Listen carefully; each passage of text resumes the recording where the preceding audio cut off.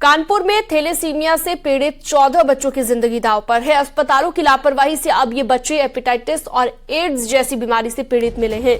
Test में यह भी पता चला है कि ये सभी 14 बच्चे हेपेटाइटिस बी, हेपेटाइटिस सी और HIV के संक्रमण से पीड़ित हैं। इस रिपोर्ट के आने के बाद स्वास्थ्य विभाग में हड़कंप मच गया है। ये सभी बच्चे नाबालिग हैं। कानपुर के मेडिकल कॉलेज में सामने आए इस मामले में इन तीनों बच्चों को खून चढ़ाने से पहले उनका टेस्ट नहीं किया गया था। वहीं मेडिकल कॉलेज के प्रशासन ने इन आरोपों को खारिज कर दिया है। संक्रमित खून ने थैलेसीमिया से पीड़ित इन रोगियों की मुसीबत को और ज्यादा बढ़ा दिया है। दरअसल थैलेसीमिया से पीड़ित इन 14 बच्चों को संक्रमित खून चढ़ा दिया गया था और इनमें से ज्यादातर बच्चे HIV, हेपेटाइटिस बी और सी की चपेट में आ गए हैं। ये बच्चे कानपुर के आसपास के रहने वाले बताए गए। दरअसल थैलेसीमिया की बीमारी में बच्चों को हर कुछ महीने में खून चढ़ाया जाता है। मेडिकल कॉलेज के डॉक्टरों के मुताबिक कई प्राइवेट अस्पतालों में खून चढ़वाने के बाद कुछ बच्चों में इन्फेक्शन हुआ, जिसकी वजह से इन्हें ये बीमारियां हो गई। तो ये जो डेटा है आपको जो वहाँ पे प्रकाशित हुआ है, ये पूरा एक्चुअली 10 साल में इतने बच्चे हमारे यहाँ इन्फेक्टेड हुए हैं, जिसमें 2 HIV हैं, 2 हेपेटाइटिस बी और 7-8 के आसपास जो है ये हेपेटाइटिस सी से संक्रमित हुए हैं। ये पूरा 10 साल का आंकड़ा है। ये कोई आंकड़ा ये नहीं है कि मतलब 1 महीने के अंदर या 6 महीने के अंदर ये पॉजिटिव हो गए हो। ये लंबे समय का पूरा आंकड़ा है 10 साल में।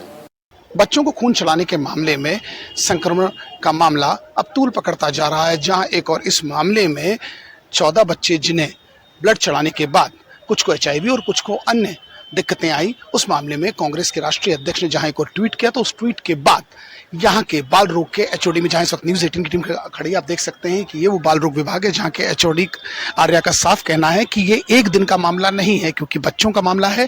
10 वर्षों का ये रिकॉर्ड है। इस 10 वर्षों के रिकॉर्ड के आधार पर अन्य जनपदों में जिस प्रकार से ये खून चढ़ाया गया था, उसमें इसमें पॉसिबिलिटीज होती हैं। किसी को इन्फेक्शन होता है, किसी को रिएक्शन होता है, किसी को HIV की भी प्रॉब्लम हो सकती है, किसी को और ब्लड में इन्फेक्शन होता है क्योंकि कहीं और से ब्लड लिया जाता है। तो ये पॉसिबिलिटीज है, मगर ये 1 वर्ष या 6 महीने का नहीं, 10 साल का पूरा आंकड़ा है और इनकी प्रॉपरली स्क्रीनिंग की जाती है, क्योंकि जिस प्रकार से ये अलग अलग ब्लड बैंक से ब्लड लेते हैं, उनसे कहीं ना कहीं पॉसिबिलिटीज बढ़ सकती है। और ऐसे में कानपुर के ब्लड बैंक से ये ब्लड नहीं लिया गया, मगर डॉक्टर्स फिर भी युद्ध स्तर पर लगे हैं इसके फैक्ट्स को पता करने में।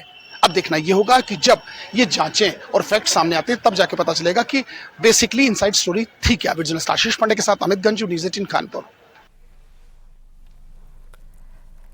और ज्यादा जानकारी के लिए अमित गंजुल हमारे साथ फोन लाइन पर भी जुड़ गए हैं इस पर बातचीत के लिए।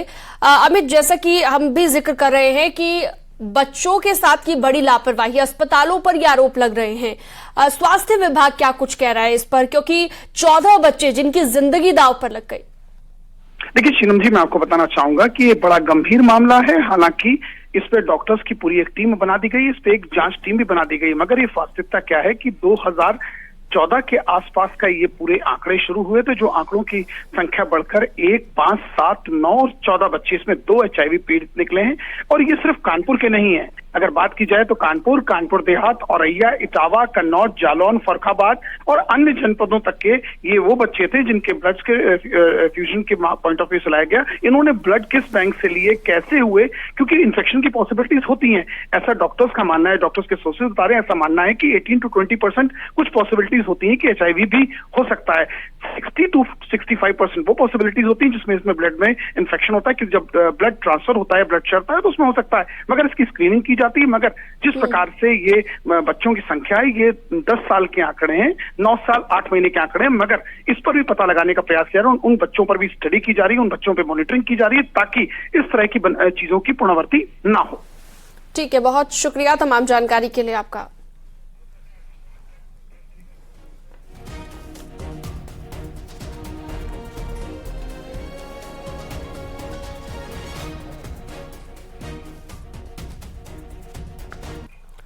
और वक्त एक छोटे से ब्रेक का है, जल्द लौटते हैं।